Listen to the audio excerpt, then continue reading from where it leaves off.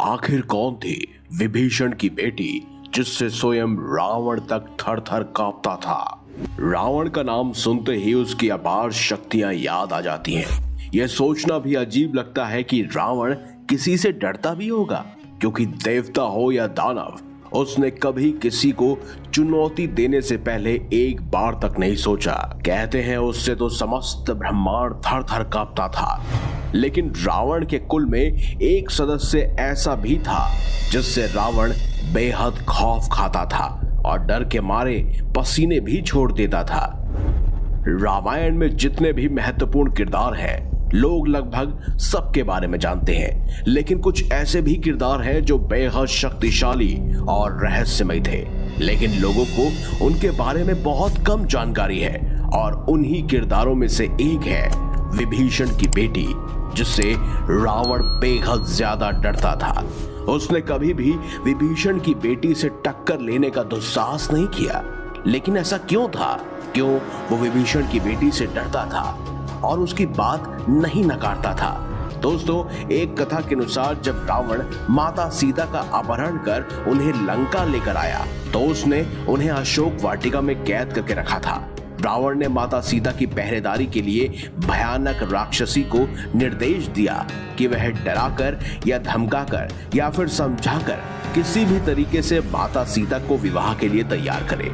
जब सभी राक्षसी माता सीता को डराती या विवाह के लिए जोर डालती, तो उस समय विभीषण की बेटी न केवल माता सीता को उन परेशान करने वाली राक्षसियों से उनका पीछा छुड़वाती, बल्कि उन सभी परेशानियों से भी उनको छुटकारा दिलवाती थी।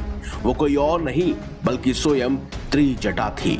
जी हाँ, त्रिजटा ही विभीषण की पुत्री थी। कहते हैं उनके आगाह करने के बाद राक्षसियां कभी भी माता सीता के साथ ऐसा दुर्व्यवहार नहीं करती थी। त्रिजटा ने एक माता बनकर सीता जी की रक्षा की थी। वहीं माता सीता भी स्वयं त्रिजटा को अपनी मां कहकर पुकारा करती थी। त्रिजटा राम भक्त विभीषण की पुत्री मानी जाती है और इनकी माता का नाम शर्मा था। राक्षसी उसका वंशगण था और राम भक्ति उसका पैतृक गुण।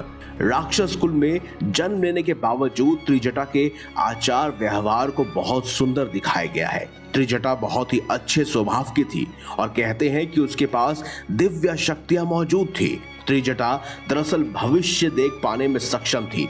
उसे पता था कि रावण का और लंका का क्या हश्र होने वाला है।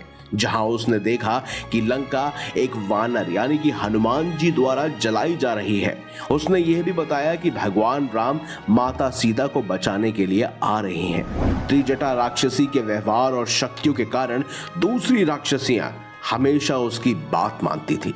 सिर्फ वही नहीं, रावण भी स्वयं त्रिजटा की इन दिव्य शक्तियों के बारे में जानता था और इसीलिए वो कभी भी त्रिजटा से उलझने की कोशिश नहीं करता था, बल्कि कहीं ना कहीं उससे और उसकी भविष्यवाणियों से खौफ खाता था।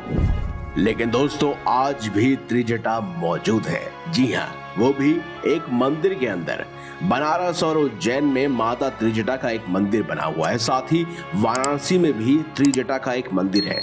मान्यताओं के अनुसार जब त्रिजटा लंका से माता सीता के साथ पुष्पक विमान से अयोध्या आ रही थी, तो माता सीता के साथ सब जानते थे कि अयोध्या में त्रिजटा को राक्षसी होने के कारण जाने की अनुमति नहीं मिलेगी। इसके बाद माता सीता ने उन्हें वाराणसी जाकर मोक्ष पाने की सलाह दी।